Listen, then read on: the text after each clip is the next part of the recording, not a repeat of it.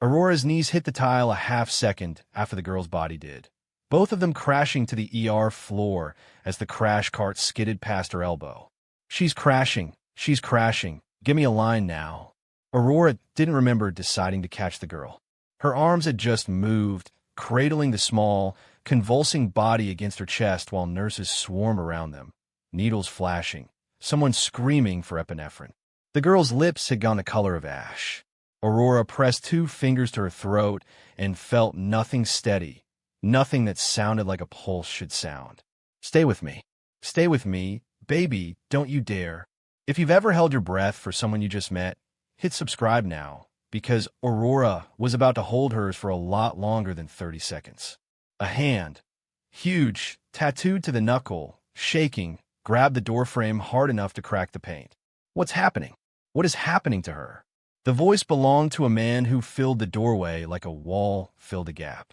Ink crawled up from his open collar, curling around his throat.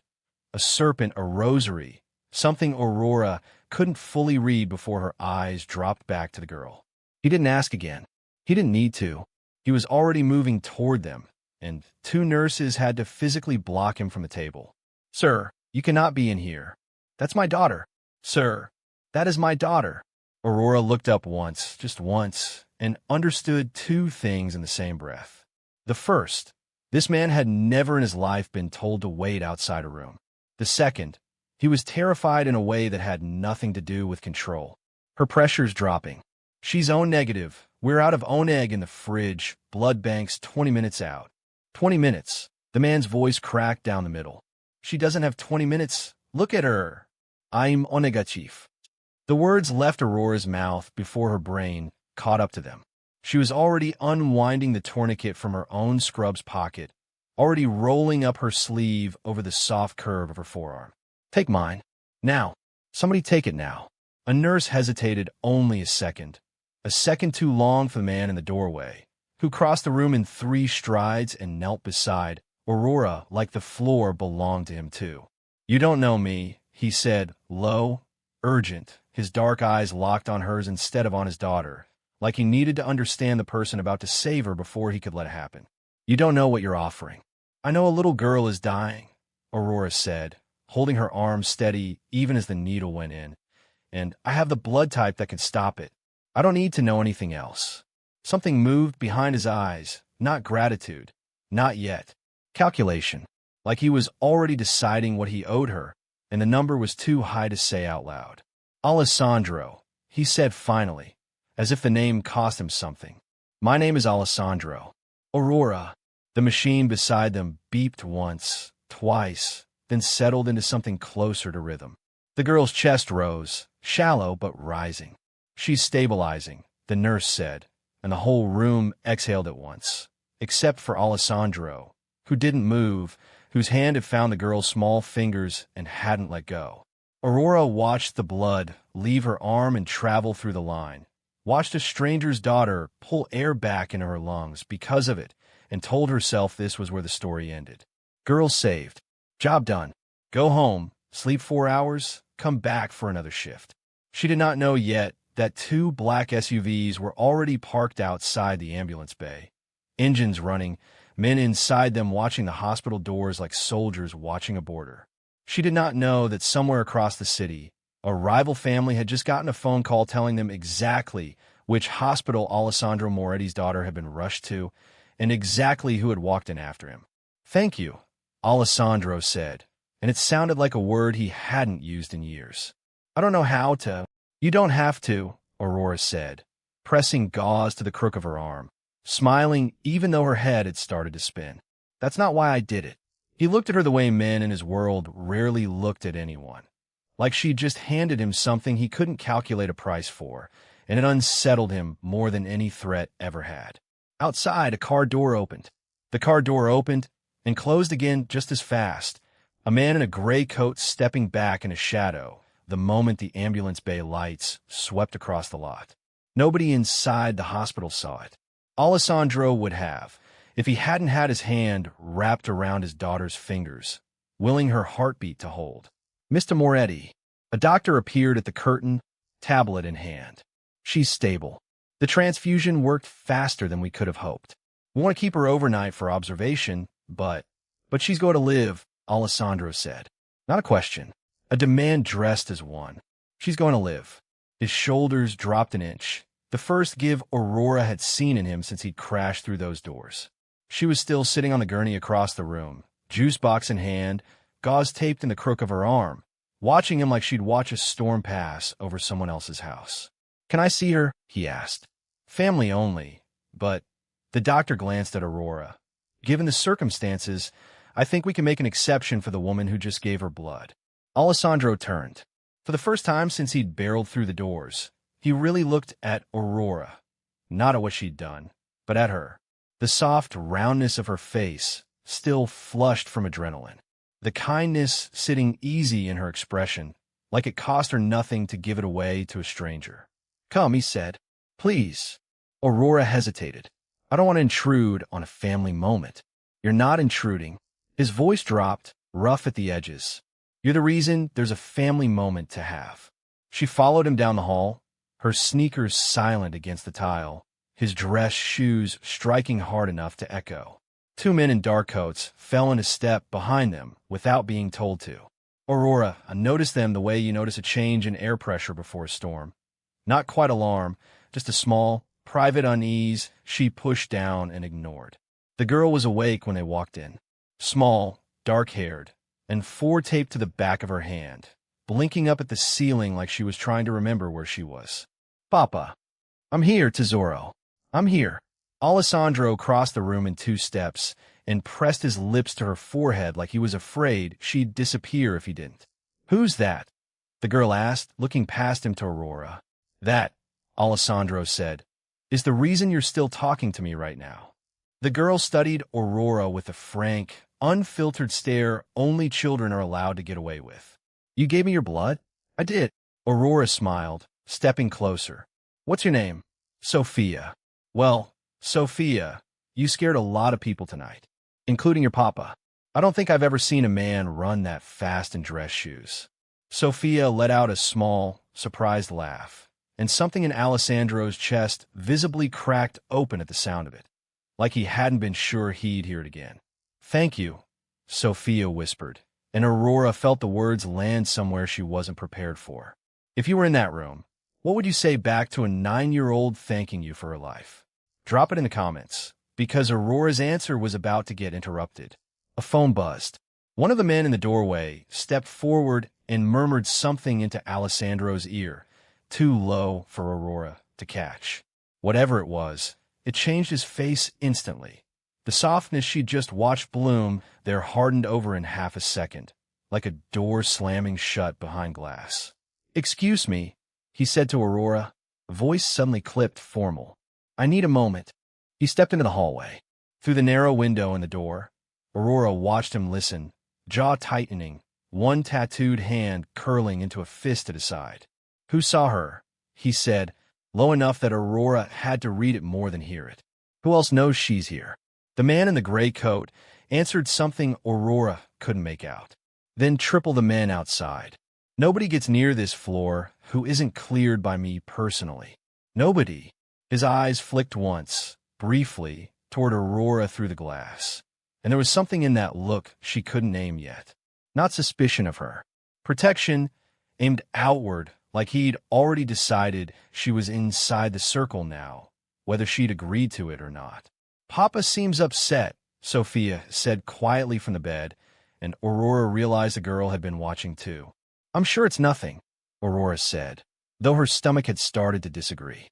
She was wrong, because 3 floors down, in the hospital's front lobby, a man was approaching the reception desk asking specifically, by name, for the nurse who donated blood to Alessandro Moretti's daughter tonight. And when a receptionist told him she wasn't authorized to share staff information, he only smiled, thanked her politely, and walked back out into the parking lot to make a phone call. The man in the gray coat didn't leave. He stood by the sliding doors, phone pressed to his ear, watching the elevator numbers climb. "She's still up there," he said. "Yeah, the one who gave the blood. Moretti's got men crawling all over that floor now, but she's not family. She's not protected. Not yet." On the other end, a voice Aurora would never hear gave an answer that sealed the next 6 hours of her life without her knowing it. Back on the fourth floor, Alessandro stepped through the door again, and whatever storm had crossed his face in the hallway was gone. Smoothed over, controlled, the way Aurora imagined a man like him controlled everything. "I'm sorry," he said. "Business doesn't stop just because the world does." "You don't have to explain yourself to me," Aurora said, gathering her jacket off the chair.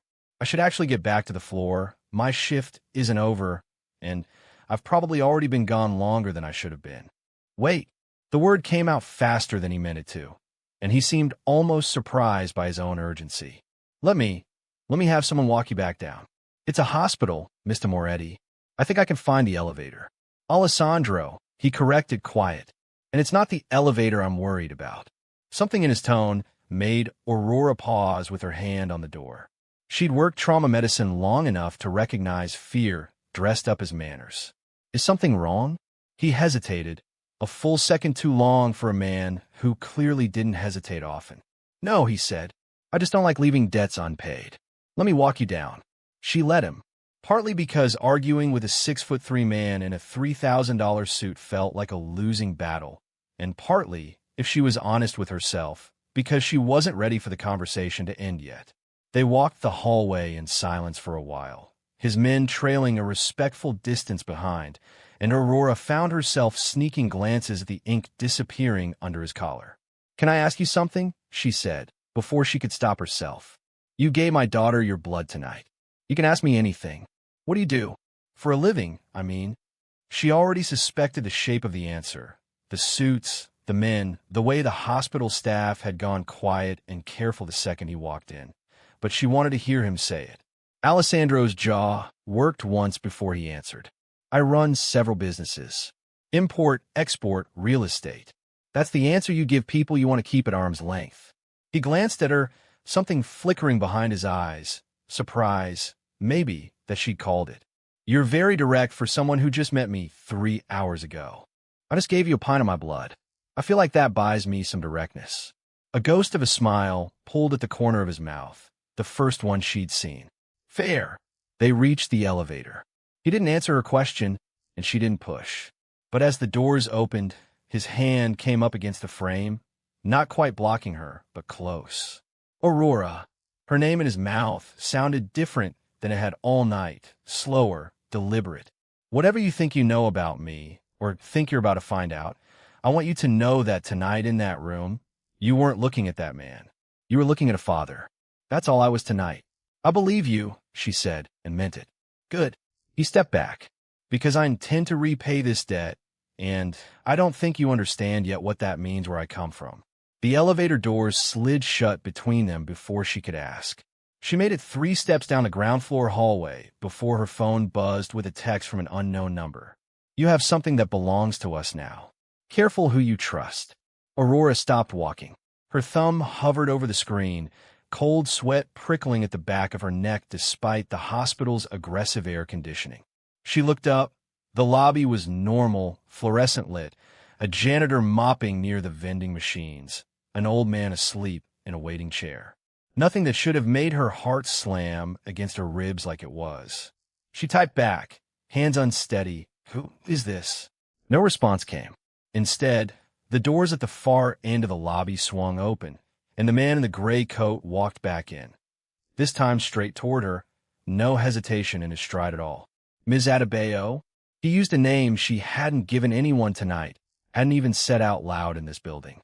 Her hospital badge was clipped to her scrub pocket, small enough that he shouldn't have been able to read it from across a lobby. "We need to talk about tonight." Aurora's pulse spiked. Every instinct she had screaming that this conversation was not going to end with a thank you card. "I'm sorry, do I know you?" "No," the man said, stopping close enough that she had to tilt her head up to hold his gaze. "But you know Alessandro Moretti now. And that means people are going to want to know exactly who you are and exactly how much you're worth to him." Above them, unseen, a security camera caught the whole exchange. And 3 floors up, Alessandro's phone buzzed with an alert he hadn't set up for anyone else in the building except her. Alessandro's phone lit up before the elevator doors had even finished closing on him. He looked down at the alert. A still frame from the lobby camera, A man in a gray coat standing too close to Aurora, and every trace of the softness from Sophia's room vanished from his face in an instant. "Give me eyes on the lobby." Now, he was already moving, taking the stairs two at a time, instead of waiting for another elevator, his men scrambling to keep pace behind him. Downstairs, Aurora took a step back from the man in the gray coat, putting the reception desk between them like it might actually protect her. "I don't know what you're talking about," she said, keeping her voice level, even as her pulse hammered. "I did my job tonight. That's all." "Your job?" The man's smile didn't reach his eyes. "You gave the Moretti girl your blood. Do you understand what that makes you now?"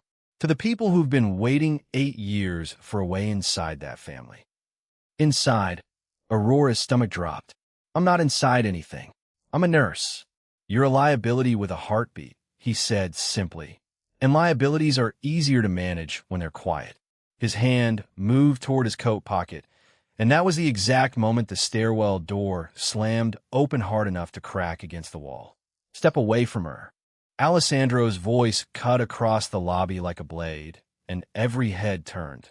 The sleeping man in the waiting chair, suddenly not so asleep, the janitor's mop stilling mid-stroke. 2 of Alessandro's men fanned out behind him, hands already inside their jackets.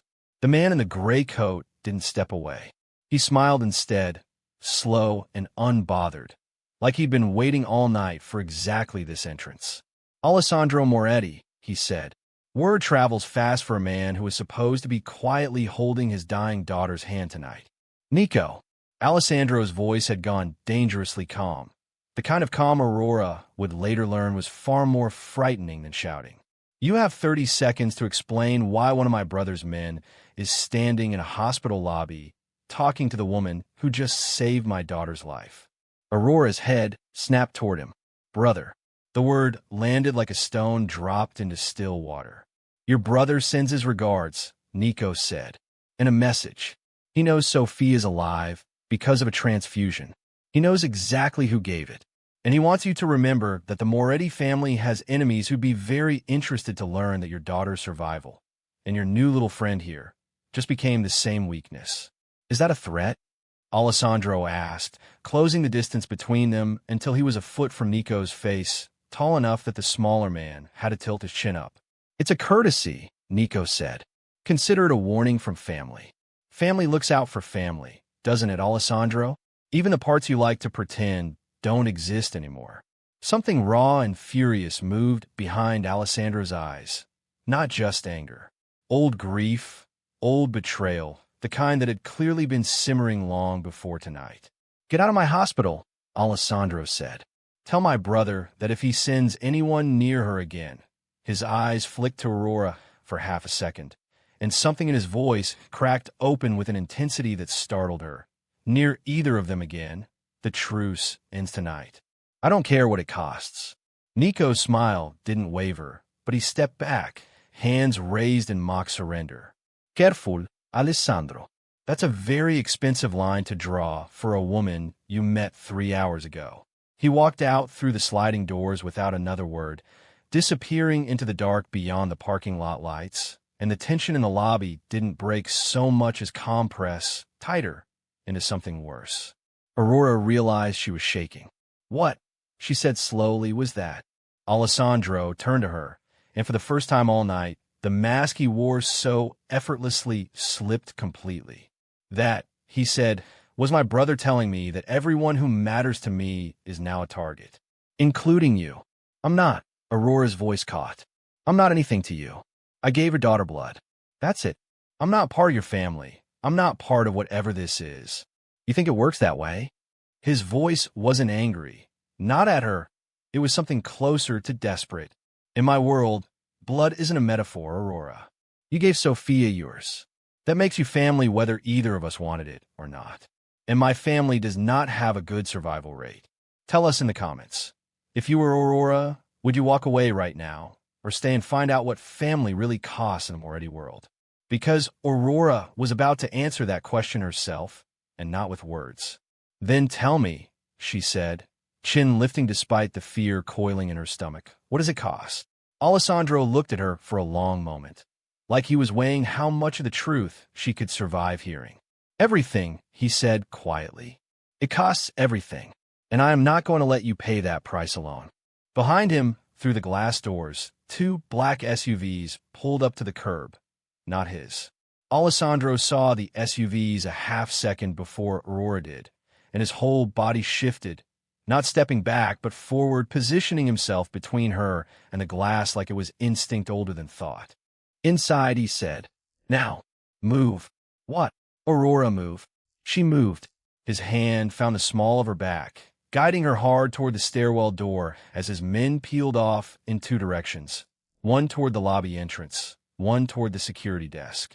The SUVs idled at the curb for 3 long seconds, engines running, windows tinted black, and then, without a single door opening, pulled away into traffic. Nobody breathed until the taillights disappeared around the corner.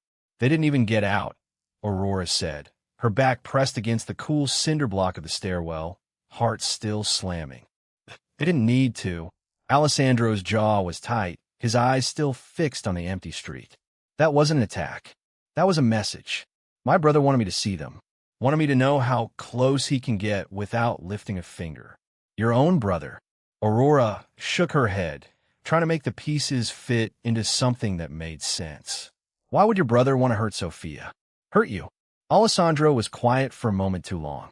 When he finally spoke, his voice had gone hollow in a way that told her this wasn't a story he told often. "Because our father left me the family when he died. Not him. Dante spent 8 years trying to prove I don't deserve it. He's smart enough to know killing me outright would turn every other family against him.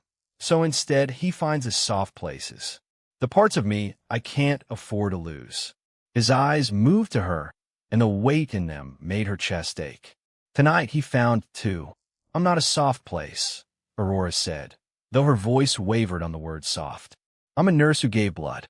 That's the whole story." It stopped being the whole story the second Dante's man walked into that lobby asking for you by name. Alessandro pushed off the wall, closing the distance between them until she had to tip her head back to hold his gaze. "I need you to understand something, and I need you to actually hear it, not just be polite and nod. You're not safe tonight. Not going home alone. Not going back to your apartment. Not even finishing your shift like nothing happened. So what? You want me to just disappear into your world because your brother is having a tantrum?" Despite everything, the corner of his mouth twitched. A tantrum. That's one way to describe 8 years of attempted coups. "I have a life, Alessandro. Bills. A shift schedule. A mother who calls me every night at 9 to make sure I ate something that wasn't a granola bar standing over a sink.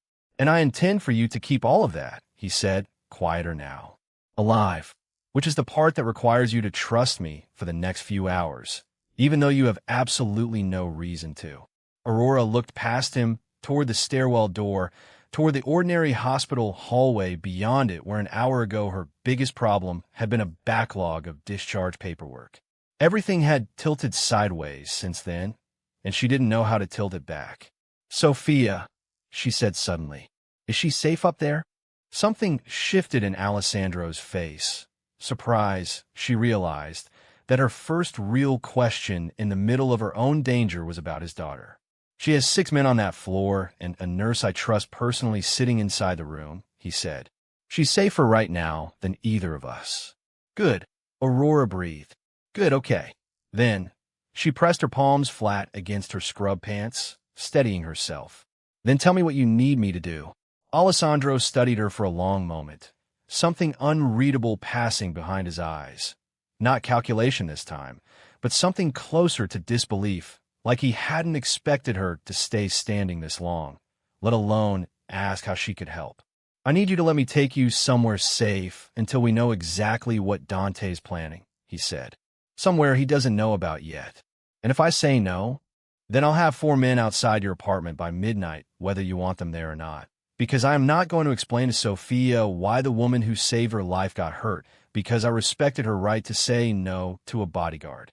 He said it evenly, but there was no arrogance in it. Only a kind of raw, unpolished fear that told Aurora he meant every word. She exhaled, long and shaking. "This is insane. 6 hours ago, the biggest decision I had to make was whether to eat the hospital cafeteria's mystery casserole.